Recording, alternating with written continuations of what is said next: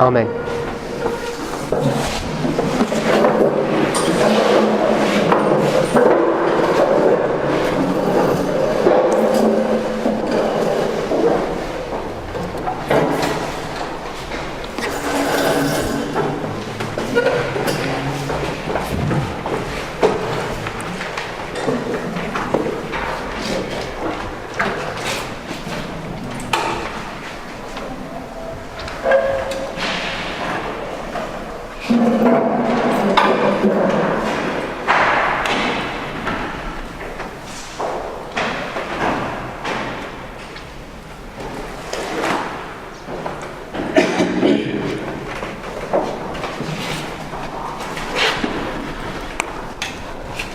So just want to have a review of this morning's study.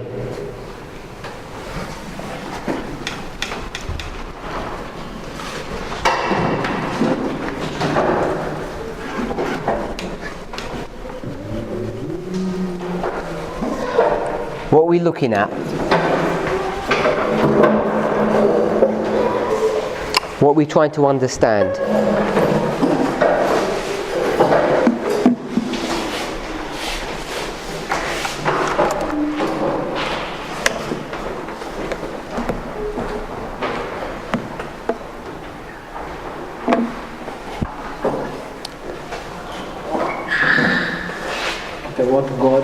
What happened after God removed his hand in the Millerite history on April 2024? Anyone else?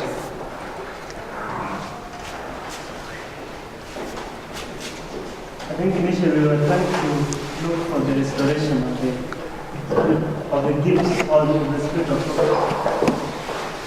So we're trying to understand Millerite history, specifically with respect to the Midnight Cry, because we've seen that the Midnight Cry has an application to 1850, and 1850 we make an application that there are many voices, but there's only one true voice. So we want to try to explore what that means for us. That's why we're looking at all of this. And then in our discussion about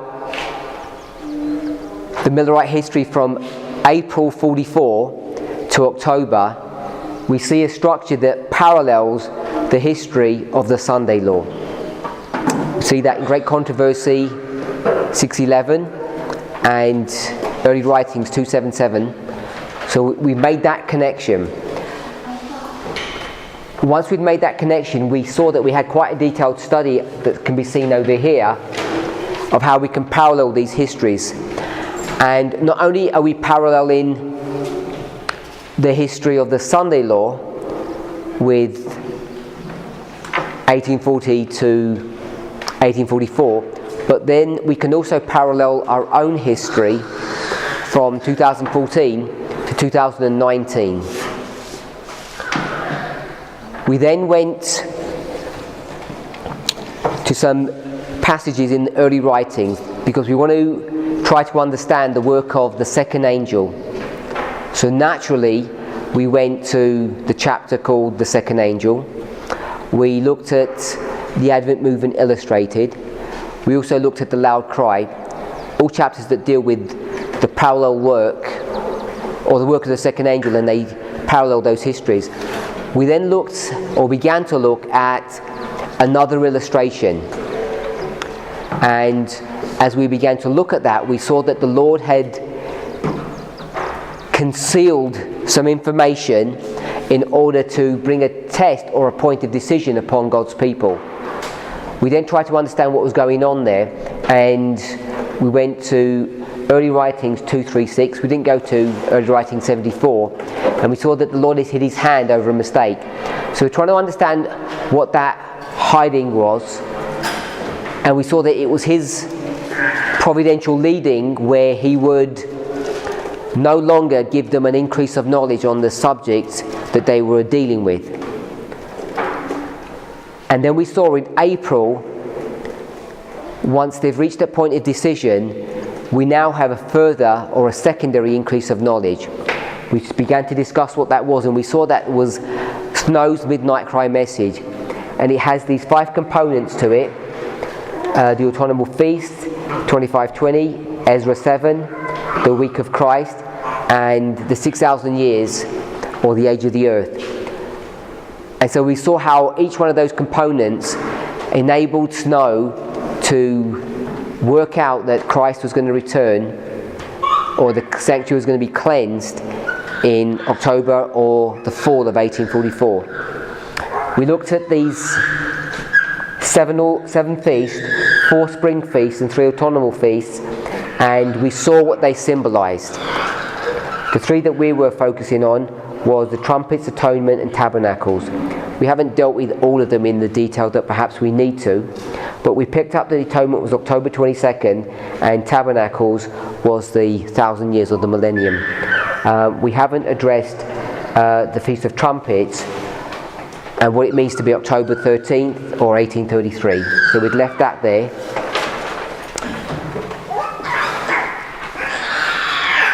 Then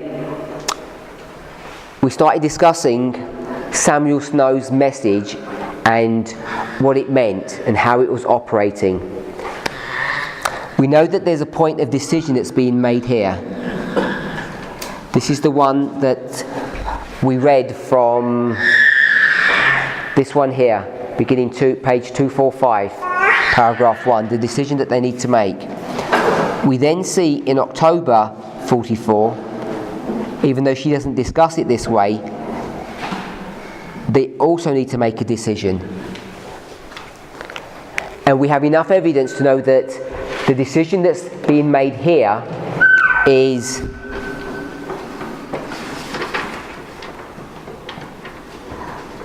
about this history, and the decision that's being made here is about this history. Are we okay that April is dealing with this increase of knowledge? Yeah? Snow's going to go back and use William Miller's logic, use the same methodology, the exactly same methodology, based upon the concept of day for a year, and he's going to develop that as the Lord takes his hand off of the mistake of on the chart. The mistake gets corrected, and they have this increase of information or increase of light. And all of this is the work of the second angel. So he's going to understand the work of the first angel, and what he's going to do, he's actually going to do the work of the second angel. So I don't know if you're okay to see that Snow is a symbol of the second angel in that context, because of the things that he's doing, perhaps not. Then they're going to come to October and they're going to make a decision on whether they accept Snow's arguments and his logic. And we see that essentially very few people do. We see that the following day, Hiram Edson's going to stand up and he's going to do what? He's going to confirm Samuel Snow's message. Now, I've expressed it that way based upon what we've read, but most versions of that history, you will never hear it explained that way. It will be explained that they had no concept, no idea of what the sanctuary was. Hiram Edson comes up and he says, "Oh, I know what it is." So at least we know one thing, that the work of Samuel Snow here, which is basically Bible study, we know that God is opening light for them, so it's not just human endeavour, is the first step. And then the second step, you get this vision, which is not human effort, it's purely divine, that clarifies and pinpoints what the issue is. So the work of Samuel Snow in this history for this 6 months, we can see in 2 passages. This is Early Writings 248 and Early Writings 260. I think they're both paragraph 1.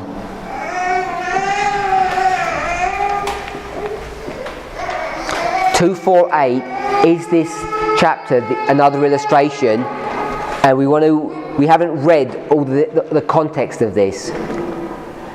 So let's go back to 248 paragraph 1. Jesus commissioned other angels to fly quickly to revive and strengthen the drooping faith of his people and prepare them to understand the message of the second angel and the important move which was soon to be made in heaven. So these angels that are brought to view in this history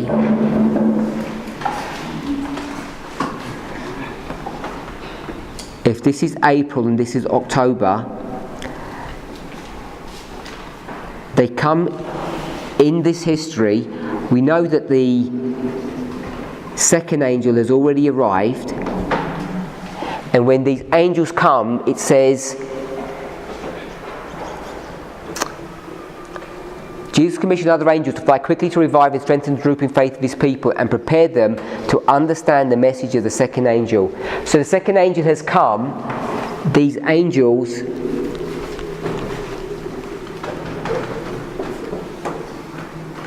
are going to be doing a twofold work. Understand the past and understand, I'm going to say prepare for the future. This is the past and this is the future. So I'll read that again. Jesus commissioned other angels to fly quickly to revive and strengthen the drooping faith of his people and prepare them to understand the message of the second angel, which is in the past. They need to be prepared to understand that, and also the important move which was soon to be made in heaven. So understand the second angel and understand what's about to happen. And so they're in between the second and the event in heaven. We can see all of that. Just read the next sentence. So the passage itself will tell us which angels these are. I saw these angels. So these angels are the other angels. Straightforward? Yes. These angels received great power and light from Jesus and fly quickly to earth to fulfill their commission to aid the second angel in his work. So, sentence before it says they're there so the people can understand the second angel, and now it says they're here to help the second angel fulfill its work. So it has this twofold work. First of all, it's to understand the message and to help the second angel do its work. So they have a twofold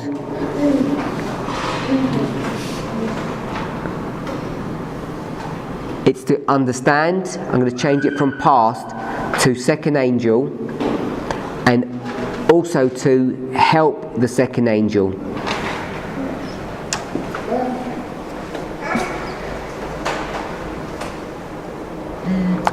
A great light shone upon the people of God as the angels.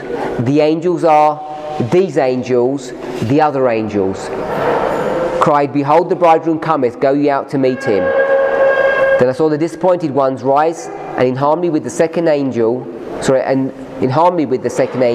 proclaim, "Behold, the bridegroom cometh, go ye out to meet him." Okay, so we'll hold that there. So we know that these angels that are being mentioned are the midnight cry. The midnight cry angels. Are we okay with that? We can get that straight out that paragraph. So let's go to 260, paragraph 1. So these angels, before we do that, they're to understand the second angel, which was past, to help the second angel, and the other one is to prepare and understand the future.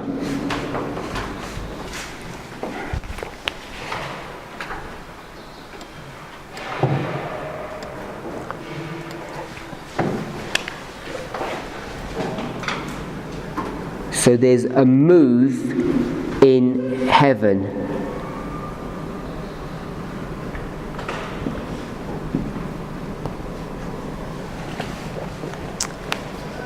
Now, if we didn't know the information that we know from 260, we could say that the move in heaven is what? Jesus leaving heaven and coming to earth, which would be second advent. But 260 gives us a pointer. Those who rejected the first message could not be benefited by the second. What's that saying? In the context of our study. Sister Joy, what does that say in the context of, in the language or the framework that we're looking at? That the people who are prepared for the move are the people who understood the first angel's message and accepted it. Which move? Concerning the sanctuary. Okay, so if you want to be benefited by the work of the second angel in this history, you need to have passed this point of decision, and the point of decision is you need to decide whether or not you believe this history or not. If you believe the work of William Miller and his associates during these past 46 years, day for year of the methodology, if you had passed that test here, decided on the right side, then you could be potentially benefited by the second angel. But it's written in the negative. So if this is the second angel, what's all this history up to here? This is the first angel. Neither were they benefited by the midnight cry. So if you had rejected or failed the test in April, you had rejected the first angel, you couldn't be benefited by the second, nor could you be benefited by the midnight cry. So the midnight cry is an additional piece of information that's connected to the second angel, and the midnight cry in the concept of steps, first we have the first angel's message, then the second angel's message, then the midnight cry message. Because the midnight cry message helps you to understand the second. So if you didn't understand the second, you can't understand this one, obviously. Then it's got another role to help us with the second, and then it's to prepare us to understand the future. And what is the future? Future is the third angel's message. So we can see that the midnight cry is the most important message that there really is to grapple with. You can then see why 1840 here is the alarm. If you remember this, we had the alarm and the true midnight cry. The alarm could only be the alarm because it doesn't have all the details that we need. I don't know unless you know, that in 1840, are they expecting a second angel, let alone the third? Is that cry preparing them to understand the future in the sense of the second angel? I'm not sure if it is. So it doesn't have all the dynamics of 1840. But one of the characteristics that it does have, which is why there's a further evidence that 1840 is the alarm and not 1798, is because what does the midnight cry do? What characteristics does it possess? Here we are at the midnight cry, and what's the characteristics that it possesses? What's it doing? Sorry? So I'm suggesting it helps with the past and it helps with the future. So it helps with the past and the future.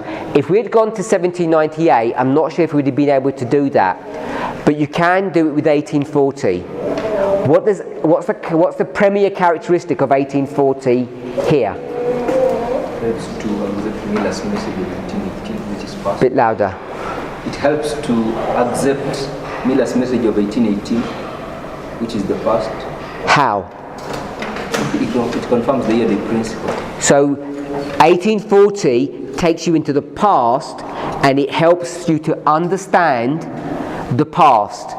And what else does it do? It doesn't only help you understand the past, it also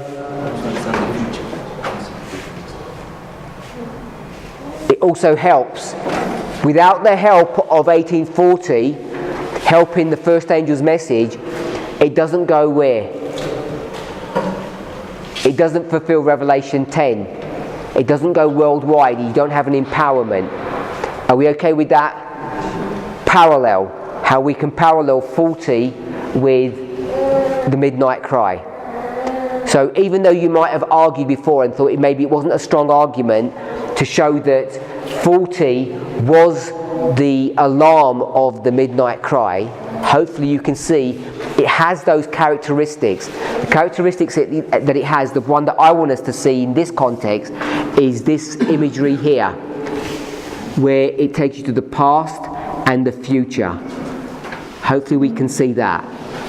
And 1840 has the identical thing, because in 1840 it explains the past, helps you to understand, and then it aids in that message, because the first angel is going to be empowered. But then it also does what? It prepares you for the future. And did 1840 do that? It certainly did. It empowers this message. Even though they've still got 1843 there, it's still going to empower the message to take you to the forward. Forward. Part of that preparation is also 1842. If we can see that, it's not only going to bring you to the very end, it's going to show you this work. I know often we say 1842 is the foundations, but I don't know if we're okay to lay the foundations beginning in 1840. Does anybody have a problem with that? That they begin in 1840? Yes. You want to make a comment? I was saying also the military helps also in the present, not only the past and the future, but also the present. The present, what it has to do is to arouse, to awake people out of the sleep. Awake, because it says now is the high time to wake out of sleep. So it does three things.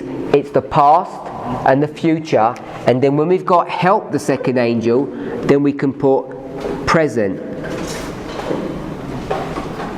So it's the past, present and the future. It has all those three characteristics. You see the same characteristics in 1840. The past, the future and the present.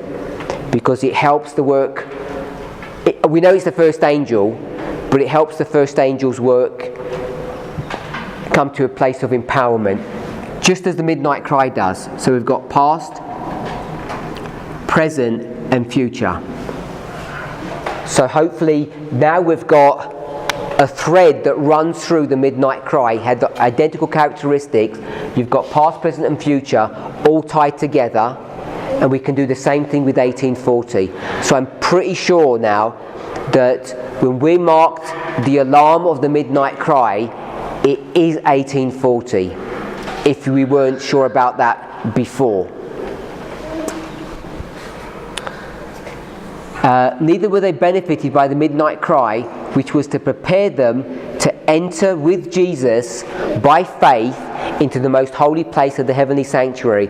So in 248, this one here, it just says the move in heaven. It doesn't tell you what that move is. It could be move from heaven to earth, which would be the second advent, but now she specifically tells us that the move is from the holy place to the most holy place.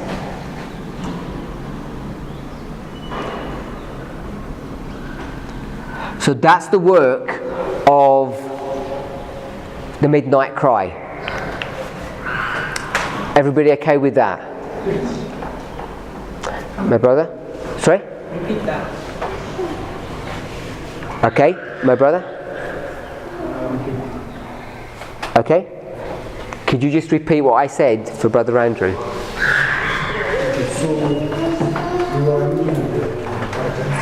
A little bit louder. We were looking at the characteristics of the midnight cry.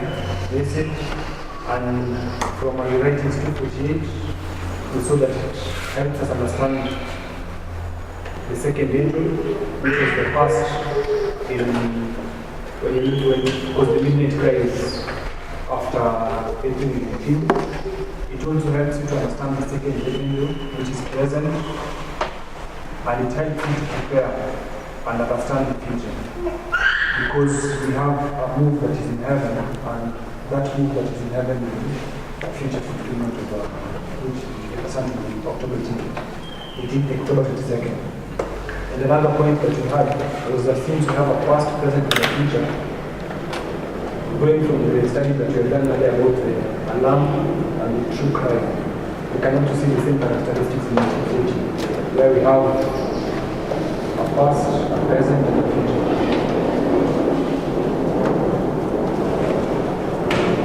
Is that okay, or do you need more explanation? It's good. I just want to read the next sentence in 260. And by rejecting the two former messages, that's the first and the second, they have so darkened their understanding that they can see no light in the third angel's message. So we've got the third angel's message, and she tells us what the third angel's message is. The third angel's message shows us the way into the most holy place. I saw that as the Jews crucified Jesus, so the nominal churches have crucified these messages, and therefore they have no knowledge of the way into the most holy, and they cannot be benefited by the intercession of Christ there, Jesus there. Like the Jews who offer their useless sacrifices, they offer up their useless prayers to the apartment which Jesus has left. And Satan, pleased with the deception, assumes a religious character and leads the minds of these professed Christians to himself, working with his power, his signs and lying wonders. The more you read, the more you could just pick out details. But I think everything that we've got, first, second, midnight cry, and the third. The midnight cry has this unique characteristic that ties the past and the present together, and the future. She marks that the third angel is the move from the holy place to the most holy place. That's what the third angel was meant to be doing, and the midnight cry would have prepared them for all of that. Okay, so I don't know whether I'm understanding. Is it the midnight cry that helps them to move by free from the holy place to the most holy, or is it the third angel? Okay? She says the midnight cry was to prepare them for the important move in heaven. Are you answering his question? Yeah. Okay? She says that the midnight cry was to prepare God's people for the important move ahead, and the move was from the holy to the most holy place. In fact, if you go to the previous paragraph, she's going to speak of John the Baptist and Christ and Pentecost, and says that Pentecost was to prepare the disciples to understand that administration is changed from the earthly to the heavenly sanctuary. And Pentecost, she lines up with the midnight cry, which was to prepare God's people to know that administration has changed from the holy to the most holy place. So the midnight cry is the information that you need to know what's about to happen. It hasn't happened yet, it's about to happen. So it prepares you for that. And she says they can see no light in the third, which shows the way into the most holy place. So it's the third angel's message that takes you from the holy place to the most holy place. It shows you that. But the midnight cry is to prepare you for that event. I'm not sure of the subtle difference between what it would mean to because here you're meant to do it. If we could think about the angel, the third angel, actually taking your hand and bringing you from the holy place to the most holy place. But the midnight cry is not going to do that work. It's not going to take you from the holy to the most holy. It's just going to prepare you so that when it happens under the administration of the third, you're ready to do that work. Does that? So repeat it, to explain how you understand it then. The midnight cry is to prepare you for the event which is coming, and the event which is coming is Christ moving from the holy place to the most holy place. But the third angel is the actual person that takes your hand and moves you from the holy place to the most holy. So the midnight cry prepares you for the third angel. So based on what you've been discussing and what you've laid on the board, what I'm seeing is that we are now beginning to get strong witnesses that if the Meaning of Christ 2018, A bit louder. if the Meaning of Christ 2018 has helped us to know the prophetic significance of 2014 and to understand Raphia. So it meets those characteristics.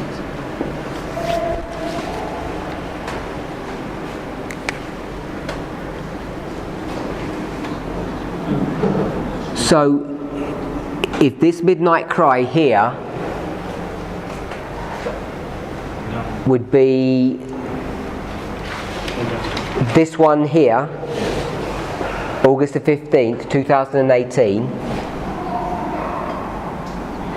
it allows us to understand, on this line it says July, but we would use this logic here as being April.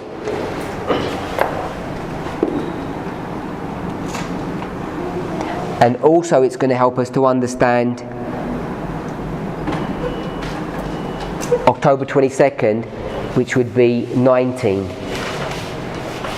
So 18 helps us to, it does three things. It helps us to understand the past, the work of 2014, and then it helps the message of 2014, and then it also prepares us to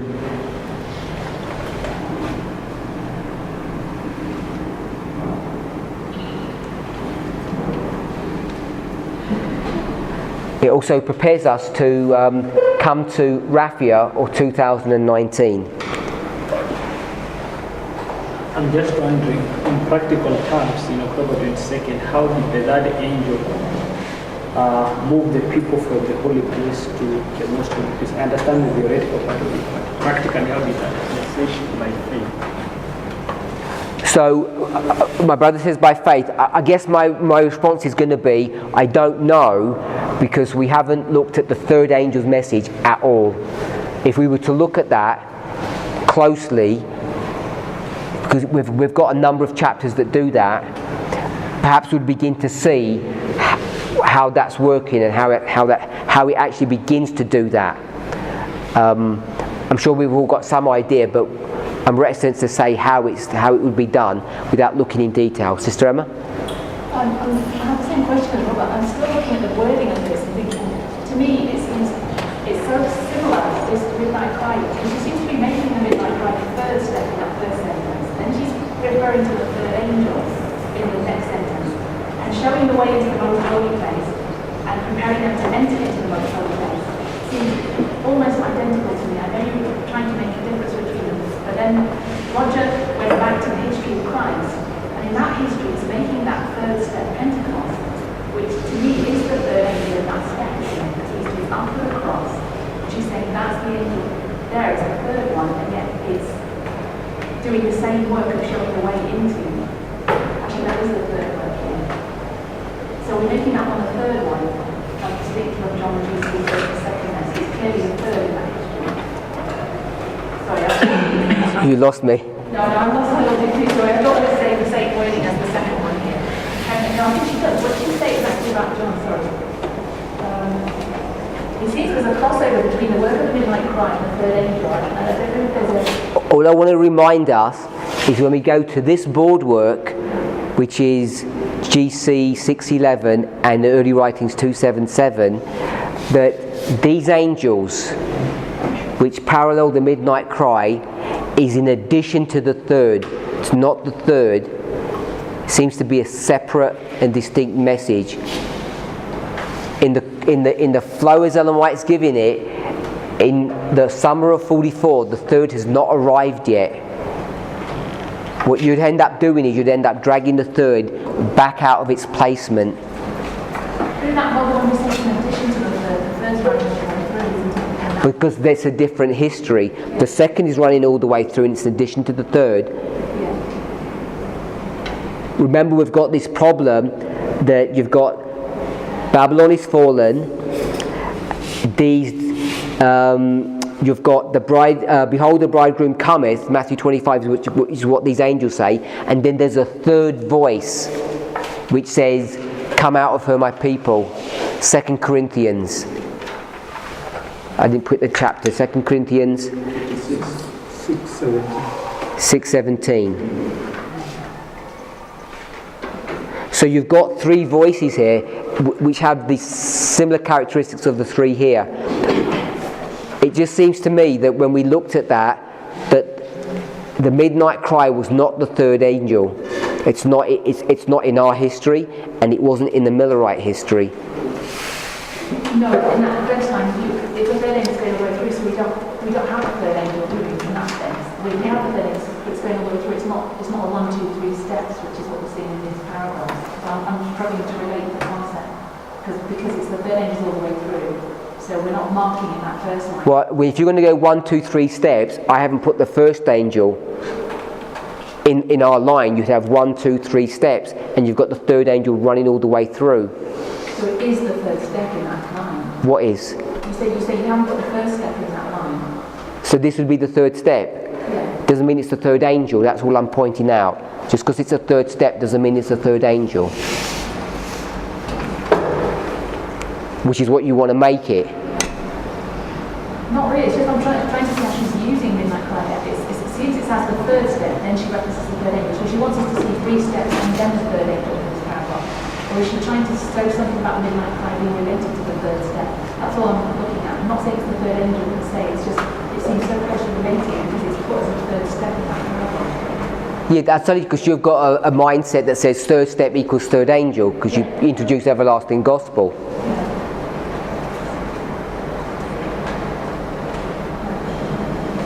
I'm just trying to go with what the words say.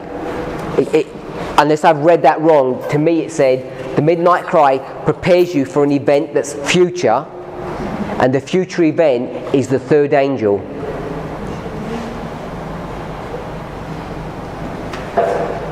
Because when the third angel comes, you have to move.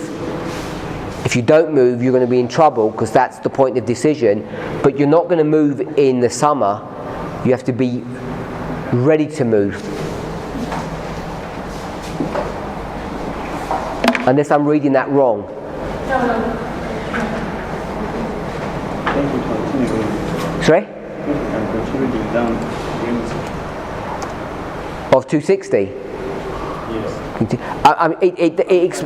It does explain it. I'm just going to make sure that I'm reading that first bit right.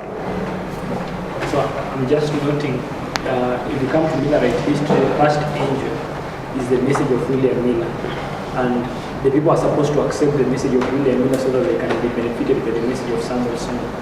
And the message of Samuel Snow is also the midnight cry message, and the people are supposed to accept this message so that they can be prepared for the next message which is coming, which is the third angel's message. So at a simplistic level, I'm taking the first angel's message to be the message of William Miller, which does something to the Millerite. The second message to be the message of Samuel Snow, which does something to the Millerite. So who would we associate the third angel's message in that history with? Which person? So you've got Miller, Snow. Who's the third person? Sorry? Himes. Some people are saying Himes. Sorry? You've got to speak loud. And Edson. So people are saying Edson.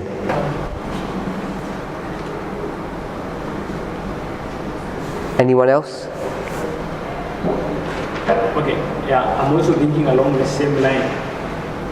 The third angel's message is supposed to move them from the holy place to the most holy place.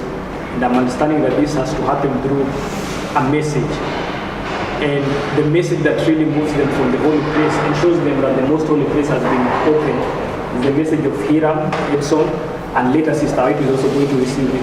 And what I'm noting is that how the third angel does his work is different from the first and the second, in that the third angel's message is going to do its work through visions. When the other ones were just, I think you can see the difference. The other ones were Bible studies that William Miller had come to conclusions with. But when you come to the third angel's message, how they are going to be moved from the holy place to the most holy place, is that the Lord is now going to begin giving people visions and showing them that Christ has moved from the holy place to the most holy place. I would go with either Hiram Edson or Ellen White, one of them. They are now, Or both? yeah? Or I would go with either with both or whichever the class is going to agree with. But I can see them now being the agency that the Lord is going to use to move the Millerites, the faithful Millerites from the holy place to the most holy place. And you want to highlight that it's done through vision Through visions, through the gift of prophecy. as opposed to these other histories. So I have a question on what we are discussing. So we have understood the model of agriculture. And when we use it to mark Millerite history, we mark the third angel arriving on July 21st. So what are we marking as the third angel in that history? Say that again, I got lost. When we use the model of agriculture and overlay it over Millerite history, we mark the arrival of the third angel on July 21st. So what are we marking as the third angel? Is everybody familiar with that? Can everybody hear what he said? Some people didn't hear. Okay, I'm saying the Lord has opened up models that we can use to understand whether our lines are correct, and one of them is the model of agriculture. And when we take that model and overlay it over Millerite history, it's going to mark the work of the third angel beginning on July 21st. So what do we mark as the third angel in that history? So did everybody get that time? What I've tried to avoid doing is, as we've gone through this work, is try to avoid taking the agricultural line, overlay it onto the Millerite history, because it causes us problems. And the problems that it causes us is that it takes the third angel and brings it forward in time compared to where Ellen White does. And what I've tried to do is just follow what Ellen White's saying in her writings to develop this logic. So before we do that,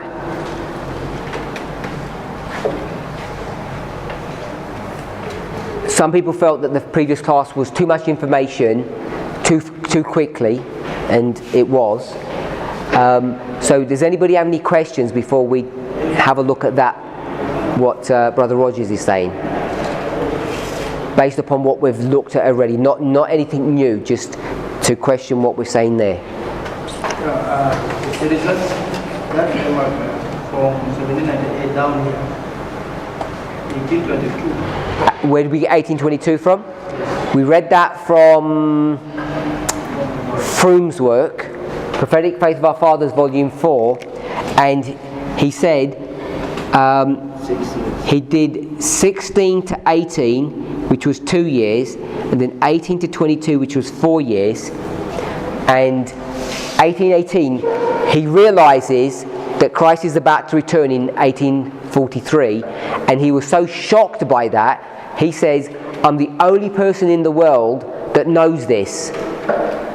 And he didn't say that to exalt himself, he said that because he assumes he must be wrong. Because how can he be the only person that knows this and no one else does? So he doesn't want to do anything, he says, I'll study it more. So he studies for another 4 years to make sure that what he's teaching is, that what he's understanding is correct, because there's no one else who's preaching this. So that's what that 22 was. Then the second one is on October. Which one? This side here of the feast. Over here? Yeah. Oh, the October 13th. Okay, we haven't done the October 13th yet. I know you've asked a few times. Okay. When we were reading Samuel Small article, he had clarity in the earthly sanctuary, but you can see there is vivid understanding of the apartment holy to the most holy place. That there is. He doesn't have a clear understanding. Okay. So he's saying that Christ is coming from the most holy place, that is heaven, to this earth. What does he have clarity on? You said yes. He understands about the work of the high priest, The earthly, the earthly, but he doesn't understand the heavenly. even about apartment of the. What does he not understand about the heavenly? So from he gives us about he talks about what was happening in the heavenly sanctuary, about the high priest, in the work in the. So he says high priest, and then he says what about the high priest? Moving from high priest is Jesus. He mentions high priest type, and then says what? So he's going to say the high priest is Jesus. Then what does he talk about? Let's talk about Muslim. Then he says on the earth, the holy place to the most holy place, and he says that's what? Heaven itself. Sorry? Heaven itself. So he says it's the same. Holy place to the most holy place. And then he says most holy place to the people. He says is what? He didn't say holy place. When he comes out of the sanctuary. You can read it how it's worded. It says, now the important point in this type is the completion of the reconciliation and the coming of the high priest out of the Okay, so I'm out of holy place. okay, holy place. Because he's gone from the most holy to the holy. Then he goes on. Wait, the most holy to the people. So what does he say that is? Don't read it. Yes. He makes an application of Christ coming now. No, he's not making an application. He's saying this is the antitype. And I don't know if we'd normally say application is antitype is application. I don't think we use the way we're using application in this movement nowadays isn't type antitype. When we say type antitype, I could take those arrows out and say they're equal. I don't think type and antitype is an application. But it's the second advent, which is what you just said. I agree it's the second advent, but I'm just contending that I don't think the word application is right, because we're using application in a different way. So what does he not understand about the antitype?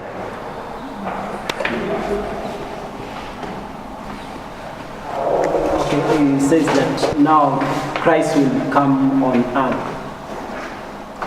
And on October, we see that Iram Benson now he has a vision and he says we move from holy to the most holy place.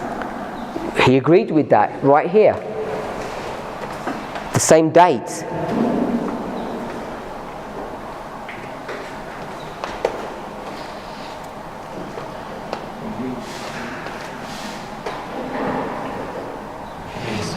Yeah? I just want to clarify something from the last class. I've seen some hands. I want to clarify something from the last class, because I made a mistake. So check your notes and let me tell you what the mistake I made was.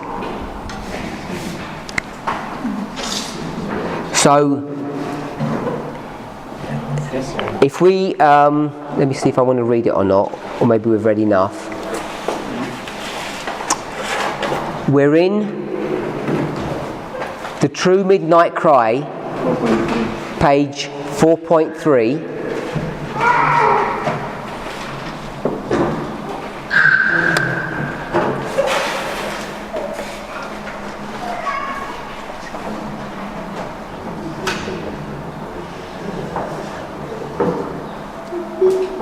A few sentences from the beginning.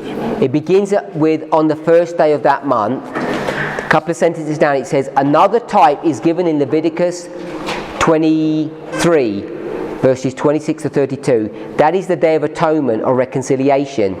On the 10th day of the 7th month, in which the high priest went into the most holy place of the tabernacle, presenting the blood of the victim before the mercy seat, after which on the same day he came out and blessed the waiting congregation of Israel. He's italicized same day, because he knows it's the same day.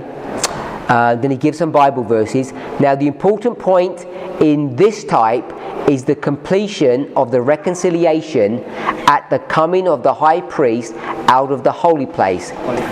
The high priest was the type of Jesus, our high priest.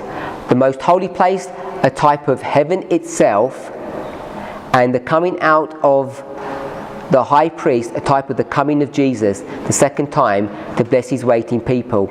So just want to make sure we understand, even though I've done it this way, he hasn't quite done it exactly that way, because he says what? He says the most holy place is what? He says it's heaven.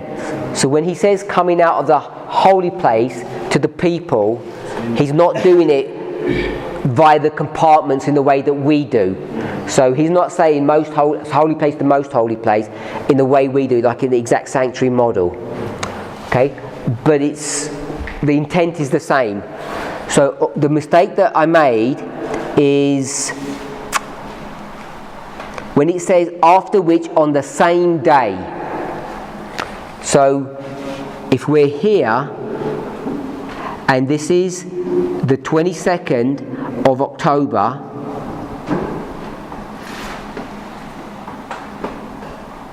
sunset to sunset, this is night and this is day, so it's night and day. He said it's only one day, and at the end of the day, once he's cleansed the most holy place or done his ministration there, he would come, which is exactly what they say he would have done. Yeah, he would have come at sunset, so everything would have worked. And we know that's one day. And the mistake I made is I said 1 day equals 1 year, and then I mistakenly said 1 day equals 360 years.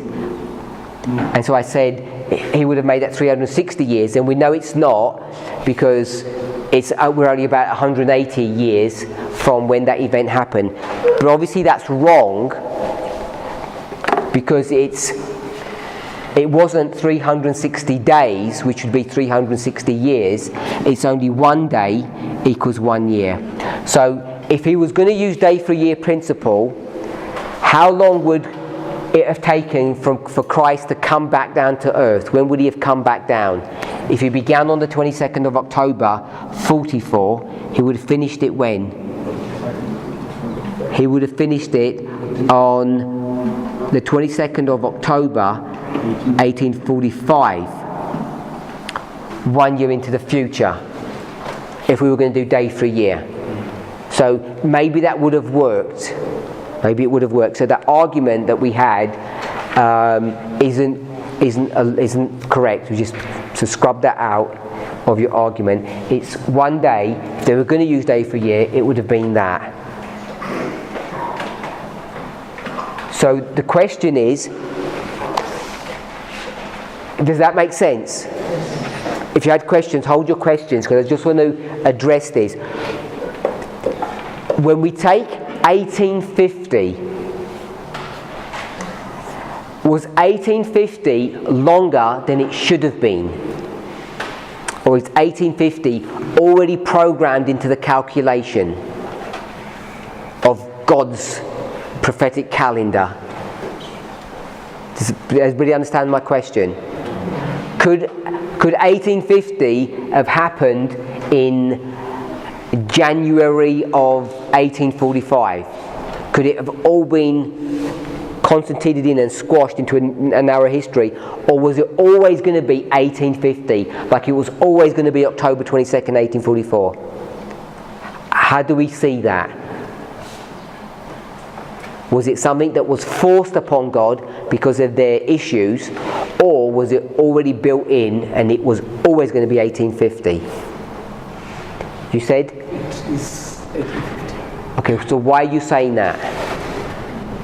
Okay, the 1 day, 1 year principle, I don't think it applies in the intervals between 1844 and 1845. Why? I don't think the work of the cleansing the sanctuary should have been a 1 year event. Why? Maybe there's a question I wanted to ask. at the point of these trumpets, which would link to the same. I don't think if the intervals work with the autumnal festivities, the days would coincide, and the dates should have coincided, but the intervals, I don't think if they really work. Okay. It's like October 13. If we will take that one as the Feast of Trumpets, then it is supposed to be a 10-day interval from October 13 to October 22nd. Mm-hmm. So if we will take 10 days, then that one would apply 10 years, and this date is not that far. Okay, so you're saying when you get to October 13th, it's day for day. Yeah. So if you're going to use that logic, why is this not day for day? Yeah, it would not work that way. If we're going to insist this is day for a year, then this would have been day for a year. Yeah. It would have been 10 years from October. Okay. Any other thoughts about the 1850? Does it have to be 1850?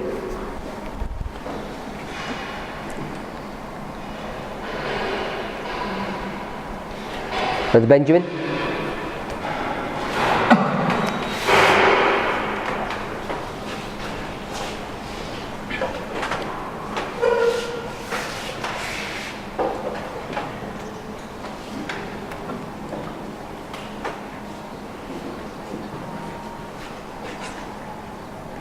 My brother at the back.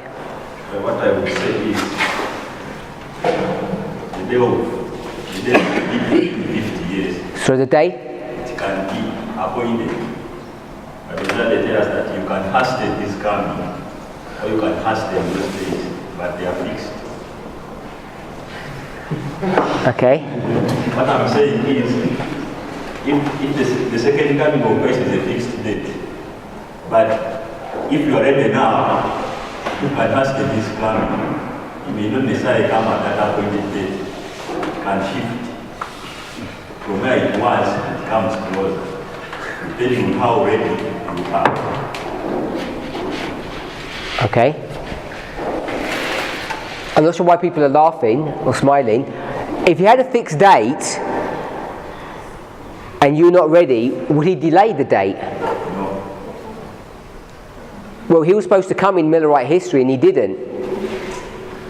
So we have factual evidence that he's delayed his date.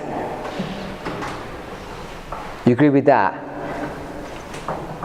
No. What? What do you mean no? Was he meant to come in the history of the Millerites?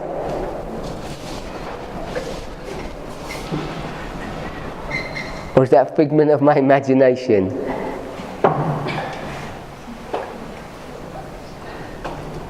You don't know. Do you know the answer to that question or not? I'm just thinking about it. No, but do you know the answer to that? I mean, it's the Spirit of Prophecy quote. That's what I mean. I don't have the reference. Yes. Okay, so he would have come. She said, ere this, he would have come. But he didn't come. Why didn't he come? It wasn't neglect on his part. It was neglect on our part. So he's delayed. So we know it works the other way around. So therefore, the logic is it may work the other way when we do hastening. 1850, Brother Robert. I'm not really sure, but I'm thinking that it was not fixed. You don't think it was fixed? Because I don't see any. For example, in my mind, 1863 was fixed because we had the pattern of the 2520. But 1850, I don't see any. Okay, so let's go with. I thought 1850 would be an easier pill to swallow, but if we go to 1863, you're going to say 1863 is the second advent.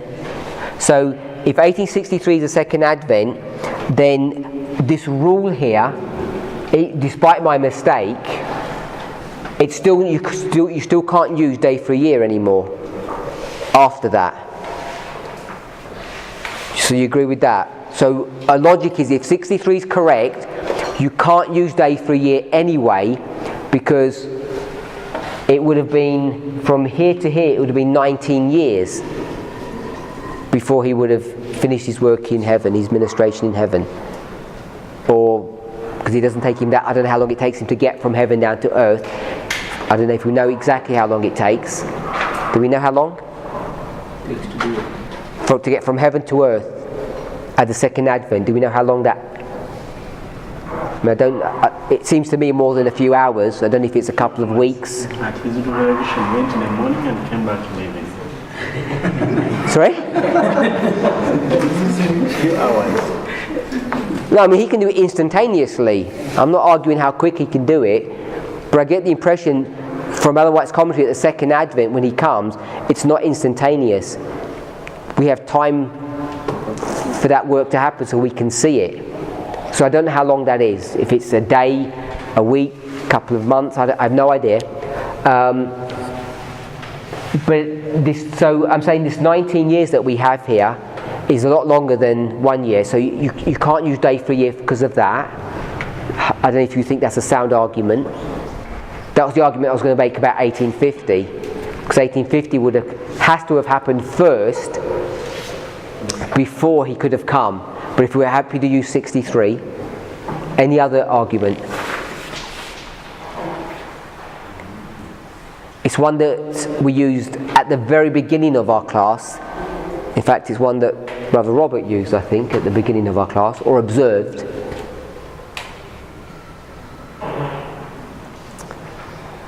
Any thoughts?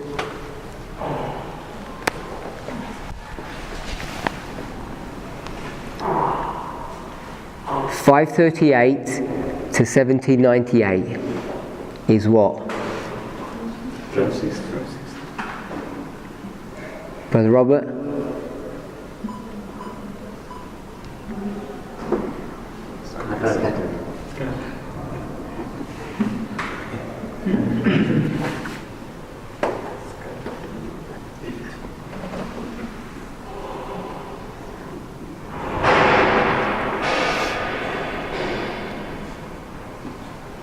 So that's why I would have said 1850 is programmed in, because she has the vision now. You might argue that she has the vision, she could have had the vision before, if they were ready before, but I'm not sure. So I'm not making that point. But what do we know about that structure? Which passage of SOP we're going to go to? 74. So let's go to 74.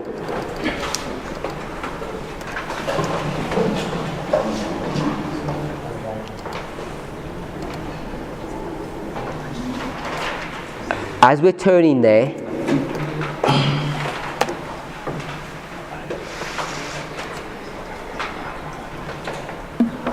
why are we turning to 74? Who knows why we're turning to 74? What are we looking for?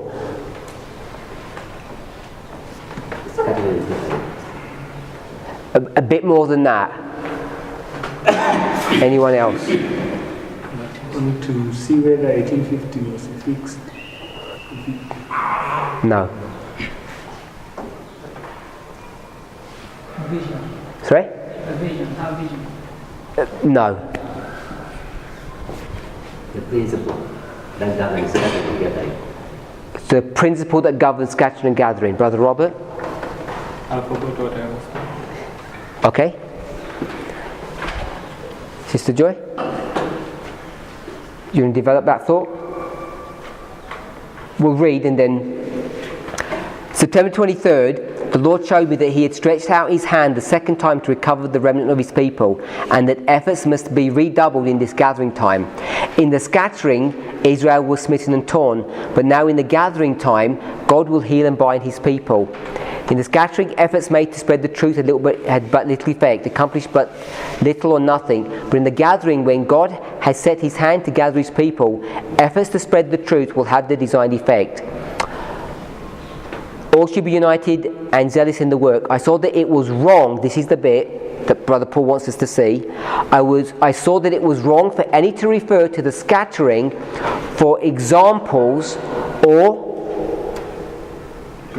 principles to govern us now in the gathering. For if God should do no more for us now than he did then, Israel would never be gathered. So this is the principle that my brother was using earlier when I said, who are we going to believe? Samuel Snow, that you're willingly blind, or Spirit of Prophecy quote? And he was saying we have to use these guidelines and principles and understand Ellen White's statements contextually. So she says there's principles in the gathering which are different to the principles in the scattering. So in the gathering there's a different principle, and in the scattering there's a different principle. And what principle do we know in this gathering period that we're certain about? Time. Therefore, this must be time. And we have a lot of evidence to show in this history here that Ellen White is telling them no time. Luther doesn't fully understand time here either, plus what is happening in 538 to 1798. Sorry? Who spoke? Who spoke? What did you say? Oh, someone spoke. I heard someone's voice. Was it you? Brother Wilson, was it you?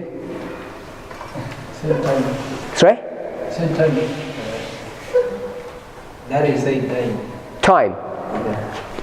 No, there's something happening in this period. We could go to Revelation 2:20. Go to Revelation 2:20. I think 2:20.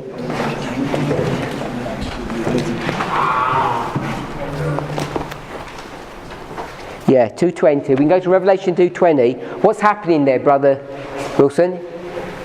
2:20.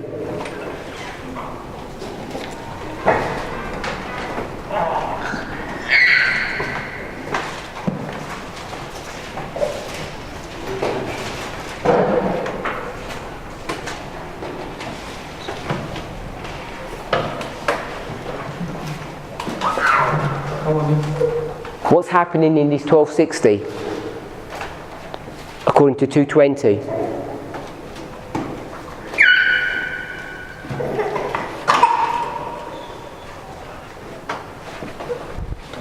Let me see, maybe my verse is wrong. So you're worrying me now because maybe I'm giving you the wrong verse. Yeah, 2:20.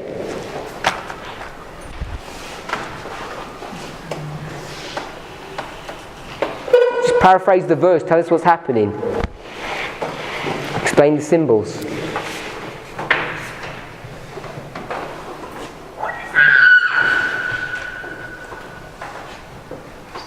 Scattering. Sorry? Scattering. Okay, so I've already got the scattering, Brother Andrew. The woman seducing in church. And? The woman seducing. And? Read it, and.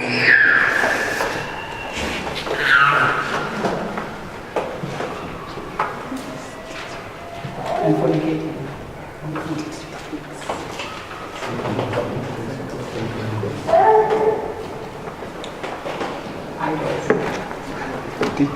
Thou sufferest that woman Jezebel, which called herself a prophet, to teach and seduce, because the seduction is the fornication, it's to teach. So she's going to teach them some doctrine. What doctrine are they being taught here? The temporal millennium, which is no time. So we have here clear evidence that there's no time and clear evidence that there's time, and we're going to use this logic to develop this structure. So when we come to this history here, 1840 to past 1840, we're in this history, you can't use day for a year. Ellen White says you're not allowed to use it because we're in a scattering. So not only do we have 1863 that says that's when Christ would come, so it's a lot longer than one day or even 1 year, you're not even allowed to use the principles of day for a year after the scattering. If we're okay with that, because we came across that right at the beginning. I just want to see Yeah? something I don't understand. Go against the logic. How is the temporal millennium no time? Because he's saying that we haven't enjoyed 1,000 years. Okay, so the question is, what is the temporal millennium and why is it the subject of no time? Sister Joy? Sorry, have a drink and then answer the question. The temporal millennium, why is that no time? Explain what the temporal millennium is in the context of time. So it does not really give a specific time for the coming of Christ, but it's showing that before Christ comes, we will be having 1,000 years of peace and prosperity.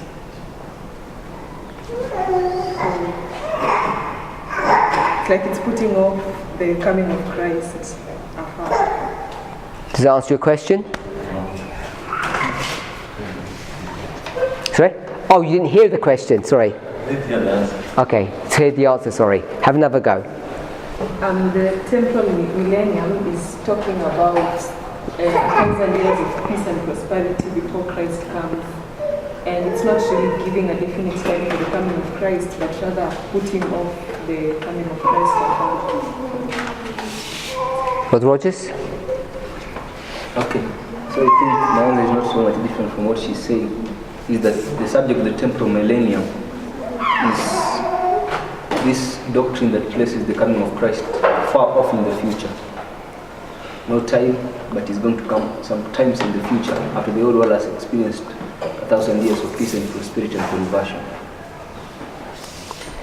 So, if it's 1,000 years, how comes you can't mark the beginning and the end?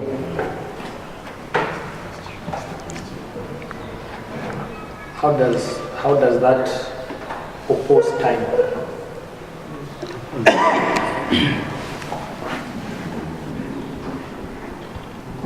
Got 1,000 years.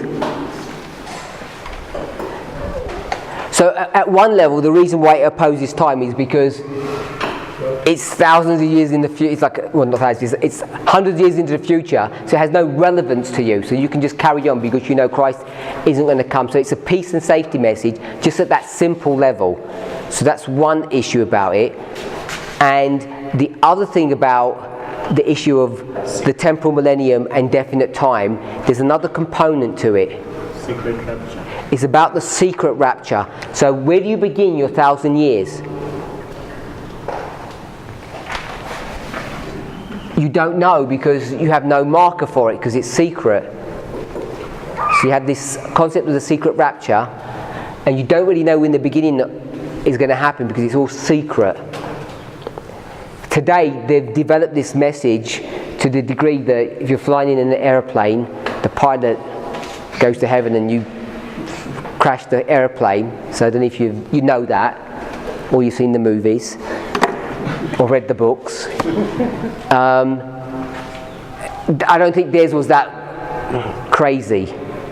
It wasn't like that. It was sort of just some spiritual thing where Jesus would enter into your heart, you become spiritual, then you'd have this whole 1,000 years of peace.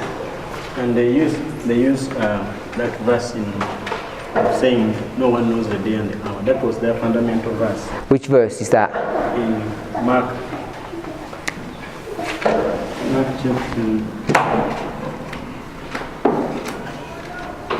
chapter 13, verse 32. And? It's Matthew 24, 36. So they say no man knoweth the day or the hour. So it's a direct strike against this. They're saying you can't predict time, and Miller says we can. They're saying it's all spiritual, and he's saying it's all literal. Christ is literally bodily going to come back. So I wanted to mention that because it's not 360 years. That was a mistake. It is 1 day is 1 year, but it couldn't have been a year if the 63 is correct. I'm inclined to think 1850 is the fixed date. I don't think I can really prove that. I don't know if you could say, because 1850 is Pentecost, and Pentecost is the loud cry. I don't know if you can make that assertion, or it just works out that way. But I don't think you can use the same rules after 44. Okay, people had some questions. So, in 2019, when we see the change of dispensation. So when? 2019. 2019, there's a change in dispensation. We see change of dispensation and how it is. When you say, can we see? An important move in heaven. Are you asking what that is, or? Yeah, in 2019. What is 2019? So, I'm not sure what question you're asking me that you don't know. So, according to the line which we read, in October 22nd, we see a move in heaven, and that is dispensation movement from holy place to most holy place. Since it started in 2019, now how can we see it in 2019? What happens in Daniel 12:1?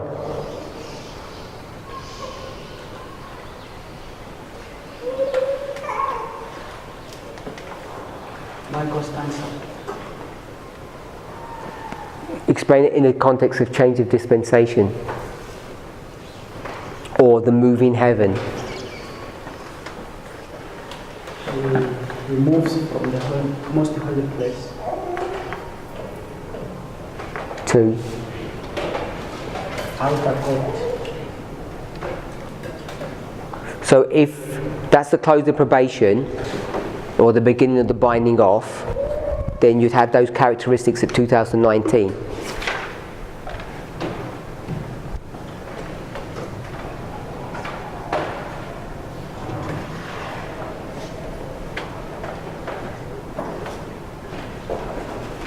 You don't seem happy. I have not understood what you said. Is 2019 close of probation? Yes. So it would have the characteristics of Daniel 12:1. Do you agree with that? So that's all I was asking is Daniel 12:1. You understand the characteristics, the move that's going on in heaven. So 2019 would have some characteristics or properties that are like that. I see. Yeah. Any more questions?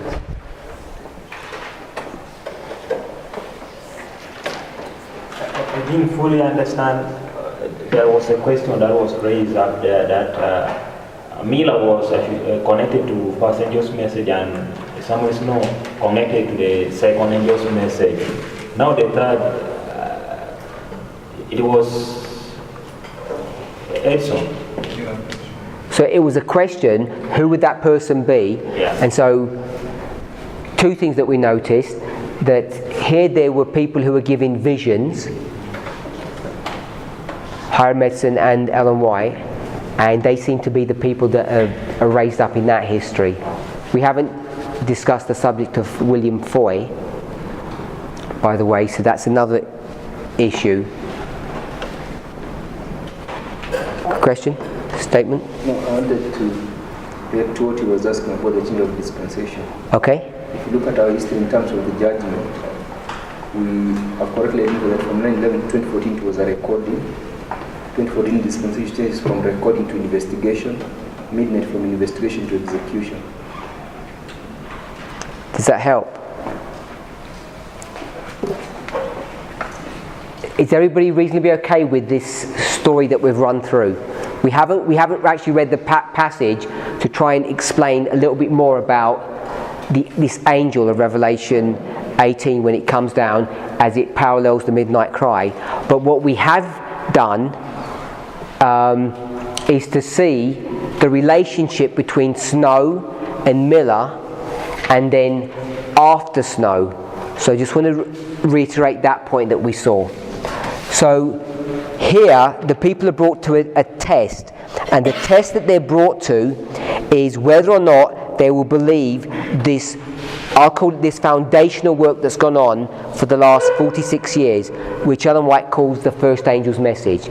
So if you believe that, which is essentially believing the principles or the methodology essentially of day for a year, then you will know when you get to here that something has gone wrong. All the principles and the rules are correct, but you've just done a typo. You've just made a little mistake in your mathematics, and you just need to straighten that out. If you have enough belief in this system, you'll carry on. You'll say, I believe it, don't understand, but I'm going to carry on working with this and pursuing it. Others said, that must mean it was all wrong, it was all a lie. In fact, they then say, I knew it was a lie all along, but I just went along with the people just in case. So they're brought to a point of decision. Then Samuel Snow is going to come up, and when he comes, he's going to use all the same principles that Miller used, but he's going to have an increase of knowledge, an increase of light. And the increase of light or knowledge that he's going to have is on what issue? It's the same subject that William Miller was dealing with, which was what? The commencement of the prophecies. So Snow's going to deal with the same issue, the commencement of the prophecies, but now he's got an increase of light. He's going to look at it in a much more sophisticated and a refined way. We know that there has been some additional information that's given, like Miller talking about the autonomal feasts in 1843, like the leading brethren are talking about the Karaite calendar, not the rabbinical calendar. So he's already been aided and abetted by these former work, because if he's going to use the rabbinical calendar, he's going to get it wrong. We understand that? So some of that work's already been done. He's just going to come and collect it all together and refine it. So it's an important characteristic of Snow's work that what is new? Is Ussher's work new for him? No. Miller is using that. Is the week new? No. Miller is using that. Is Ezra 7 new? Why is that not new? Miller, I think Hines and the rest understand the year before April. They're going to use that for Karaite reckoning, you say? Yeah. Sister Emma? You already used it for 706, and you already used it for 3. So, even if they don't understand the intricacies of the first day of the first month, like Snow's going to do, they're using Ezra to calculate what? 457. So they've already used that. It's just a refinement.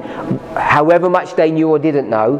677, Leviticus 26, that's all there as well. And the autonomal feast, we've just said, Miller already understood that a year before, in the late winter or early spring, I'll say spring of 43. By the way, when Miller says autonomal feasts, what's he talking about in his mind? What's he thinking? Autumn of what? Sister Emma? He's talking about the autumn of 1843. When it comes and goes, what do? They go back into, I'll call it apostasy, into their apostate position, their fallback position, and say, well, we've got another 6 months to the spring. They do this all the time. They always revert back to some fallback position which is always a wrong one. Instead of saying, we made a mistake, let's properly evaluate what the mistake is, and they're just saying, okay, it can't be autumn then. We'll ignore all of our logic, rip the sheets up, and we'll just go back to the spring. It's some of the reasoning that they're using to me seems very, very strange. A repudiation of their faith.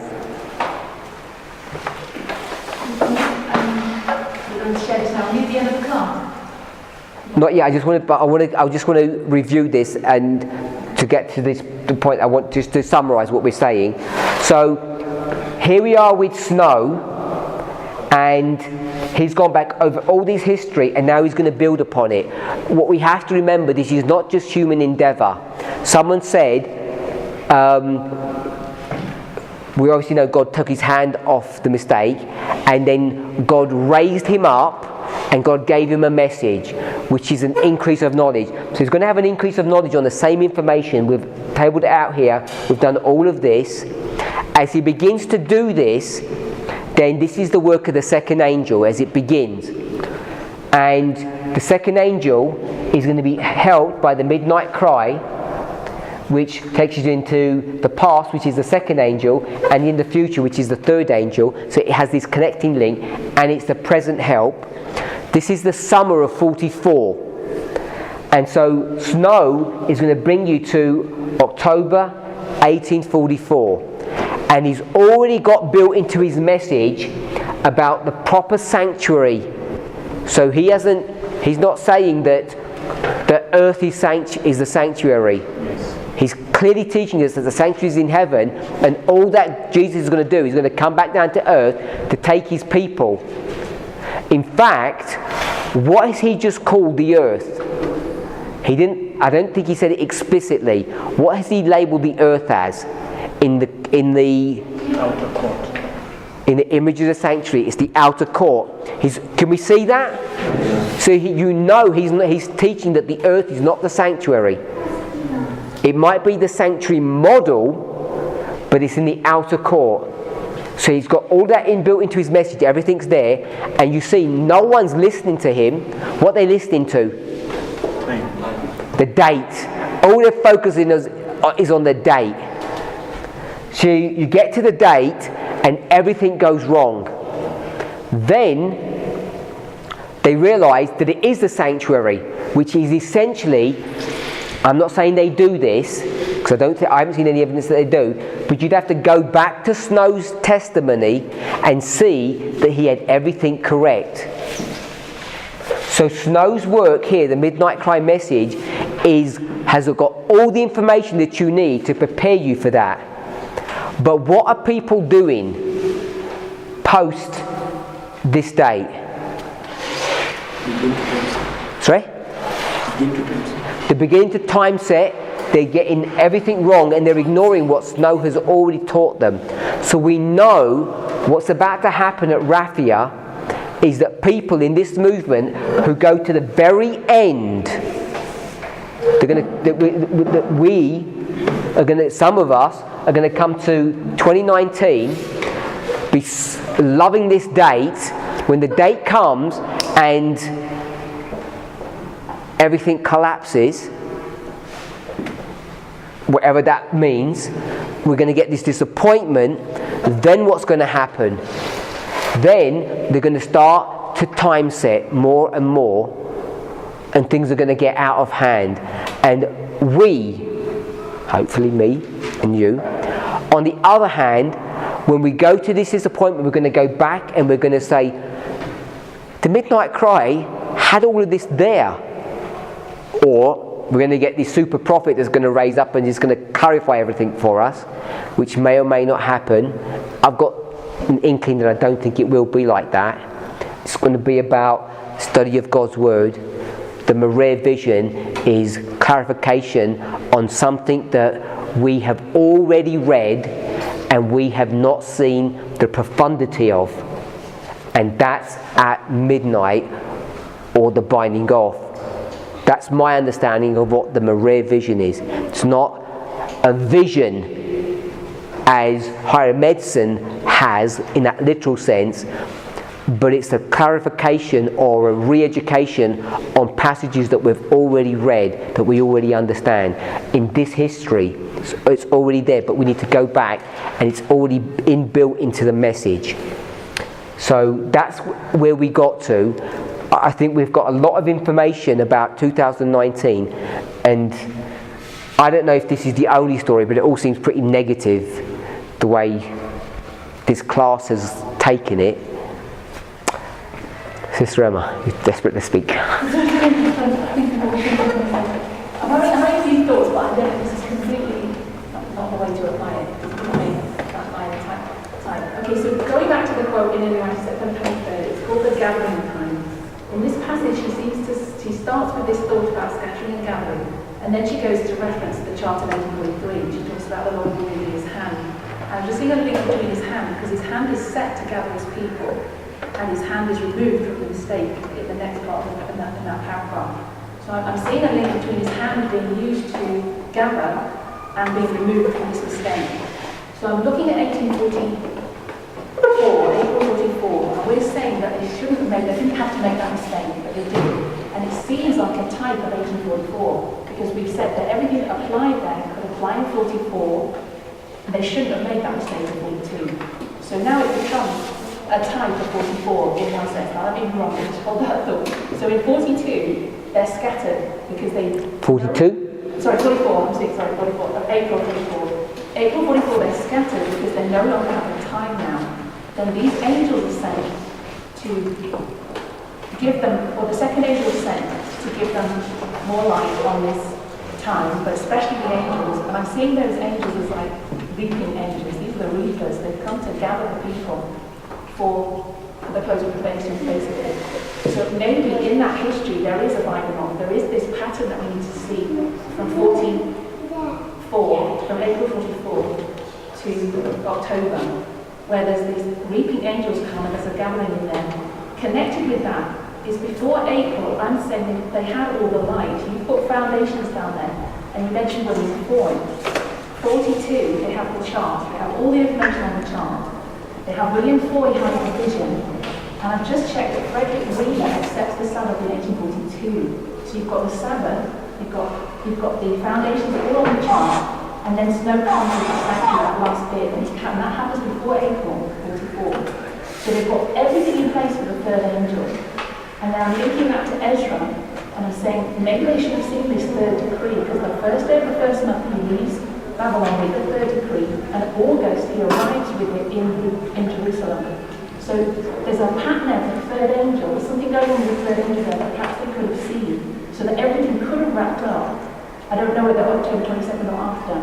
And that was in connection with the 1850 question, because maybe you're saying we need the 1850 chart. I'm saying, why did they need the 1850 chart? And I'm seeing three reasons. They had to put a sanctuary and a Sabbath on there, and they had to get the right date. They haven't made a mistake of April 44. They would have had the right date. They would have had 1844. They would have had 1843 because they messed up with that. So the chart would have been correct in that sense. And all they would have needed is Sabbath and sanctuary. And I think they have the Sabbath and sanctuary in 42. So I think it could have come together on the 1843 chart, chart. So everything they had was there. They didn't even have to have 1850. And we're seeing they had to have two charts with the two tails of stone. But I'm not sure. I don't know how you're going to get reaping angels in this history unless you can build an agricultural model to defend that. I'm just seeing that perhaps the third angel could have done his work in that history or begun to get to it. Third angel's message comes in two steps. Investigation and then binding. So you'd have to see where the investigative judgment would begin for that to happen.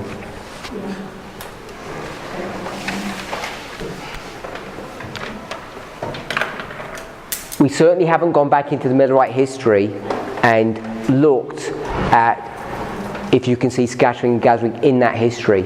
So I don't think that is off base. That seems a pretty sound thing, because once you don't have time, fanaticism enters the movement, which is a scattering period. Okay, question or statement? Okay, I wanted to ask about Hiram Edson. Can we say that he was a keen student of Samuel Snow, so that God could favor to give him vision on 23rd October. I think that's a reasonable position to take. He's accepted what Snow says, he believes it, they're going back, encouraging one another, deciding what to do, and then he, because of his faithfulness, is going to be selected. So I think that's a reasonable assertion. This one thing in Brandon says that. Louder, please. Snow is saying that he's relating something about the life of Christ. That after the baptism of Christ, the Jews never knew him. Yeah, so there's a point where by the time we reach to that point, many people, because... Which point, sorry? 2019. Because they have not known the message of Snow at this time. So I'm relating it to this time whereby the Jews never knew who Jesus is. Just right after his baptism. Only John knew him. Good point. What did you say, sir? Could you just repeat it louder?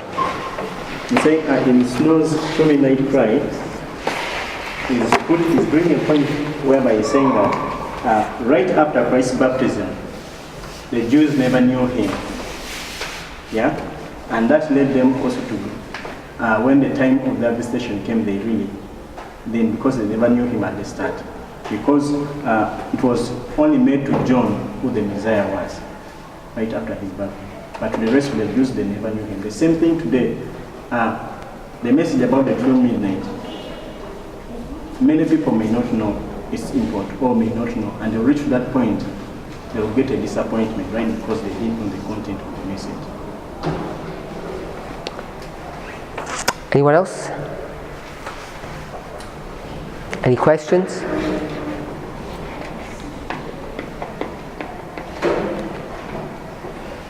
So maybe tomorrow we'll try and overlay an agricultural cycle on top of this to see what we can glean from that. It becomes, we'll have a think, maybe we will, maybe we won't. Just want to add another point, if we're going to go with William Foy. William Foy has his vision in 1842, which is not a coincidence. When I say 1842, I don't know if he has both of his visions in 42, but it's the second one that I'm referring to. Someone told us up here he had 4 visions, but only 2 of them are recorded. I don't know about the other 2, when he has them, when he doesn't. Alan White goes to one of his meetings, I think actually sits with his wife, so she's aware of that. So he's quite famous in this history, repeating his story. What is his second vision about? Judgment. 3 steps. The saints traveling. Saints traveling. I just want a simple concept that we can. Sorry? He's seeing the Advent movement illustrated. He's seen the Advent movement illustrated. Sister Emma, you mentioned him. Why did you mention him for? Foy. Because I'm seeing that God is restoring visions into the issues. We were making the link that Ellen White and Karen Edison have visions of the third angel, and it's delivered in a different way from the first and second. We're seeing he's trying to get visions in there in 42 before. Okay, so if you want to bring Foy into the first angel, who are you going to bring into the second angel?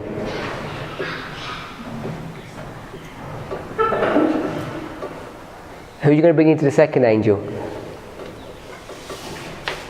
You've got Foy, Alan White, and Hazen Foss. Hazen Foss is pre-October, I believe. I'm pretty sure he is. So you've got a prophet in each, in the first, second, and third. We have a prophet raised up in all of those histories. So based upon that argument, did we have a prophet that was raised up in our first angel's message in this movement? Did we have a prophet? Never knew him. No, I mean a proper pucker prophet that has visions. Not Miller's prophet. false type prophet? No. So we know we didn't. We're almost at the end of our history, and we haven't seen any sign of a prophet at the moment. So I'm suggesting that we're not going to have a prophet like in the way we think when we come to the binding off, that we're waiting for some prophet to make it all easy for us and tell us what to do. We go to an oracle. I don't think it's going to work that way, just based upon these previous histories. So I would suggest this in closing.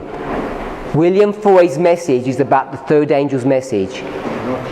He's preparing them that the third angel's message is about to come. That's what I think he wants to teach us. Sorry? Under the first, not the second. And he's doing that under the first. He's doing it under the first angel. And the other thing I want to suggest is he has the vision in 42, but where is he in the vision?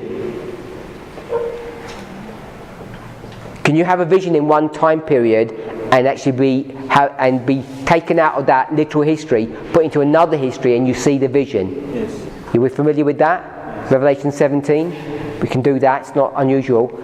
Where is he plucked out and taken to? Or maybe you haven't thought about it before. I'm suggesting that he gets plucked out of 42 and he gets put into 40. 44. I'm saying he gets put into 40. He gets put into 40, and that's where he sees that vision. And in 1840, when he sees this vision, sorry?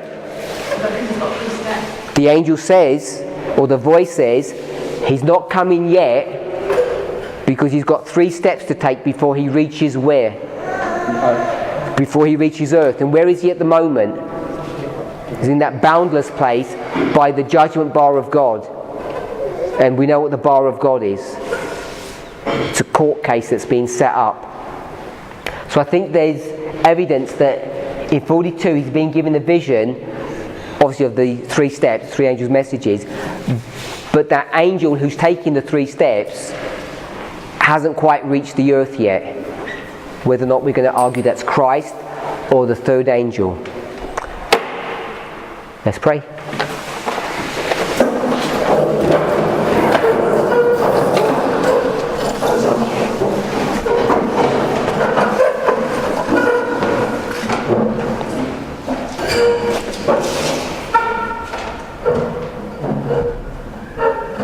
Heavenly Father, we ask and pray for a blessing. Lord, there is so much information that you have already taught us, but there are so many things that we don't understand. We're like little children who pick up a treasure and think that we're rich, and yet if we were to just look up, we'd see a vast treasure house waiting to be discovered. Lord, help us to focus our attention and be committed to the work that you have placed into our hands. We know that time is short, the workers are few. Lord, may we press together in the last remaining days here together and help each of us to prepare our hearts, our minds and our bodies for the upcoming camp meeting. Bless us, we ask and pray, in the precious holy name of Jesus. Amen.